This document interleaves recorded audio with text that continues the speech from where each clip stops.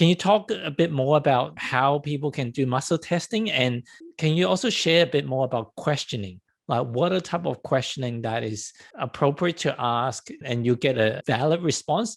Like if you don't ask the right question, then you may not get a valid response and you may attribute to, hey, the muscle testing thing is not accurate or it's not working, but it's not asking the right question, if I'm correct.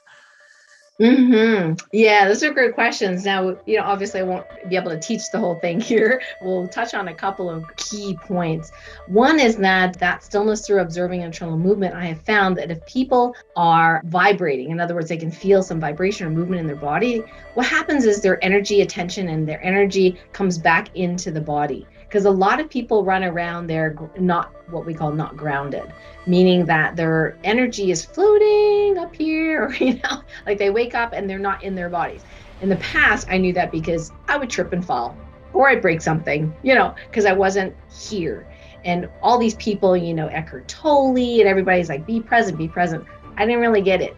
But being a scientist, MD type of person, I think later on I figured, oh, you mean okay, so you want my energy circuits to be in the body, to be here in the body, present. I was like, that's what you mean. Okay, now I get it. So when we can be present, meaning in my case, because I am so sensitive, I feel things in my body, and 80% of people I have found are very clairsentient, as in their superpower, their number one superpower for most people is clairsentience, the ability to feel in their body, and that includes emotions.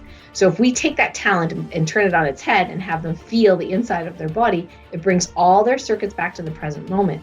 When that happens, that's when you can manifest something different, and that's when you can muscle test much, much more accurately. But there are other things in muscle testing that can hamper accuracy. Just being here and doing the stone first, which we highly recommend, helps a heck of a lot. The second thing, there's some physical issues. Some people have neck imbalances, some people are dehydrated, so the energy is not flowing in their body, so the muscle test doesn't work as well. Other people are so sensitive, they can actually take on energies of other people. And if they're not really good or not able to, through STOAM, to get all of their energy back to them, there are other procedures that may be required. What happens is that they can proxy for someone, meaning that they can run someone else's energies. So very sensitive people can have weak boundaries. So, having those healthy boundaries is really important. So we kind of go step by step in the book, how to address some of these things. Some people have head injuries and their energy is running backwards. That's what we call polarity challenges. So there are some ways of correcting that we teach in my programs. And then the one, the sway test is usually the easiest one for people to learn especially if they do stone first, they show me a yes. Usually people will sway forward, show me a no. Usually they sway backward. Now, some people have been trained completely opposite, which is fine. It's whatever's consistent and whatever works.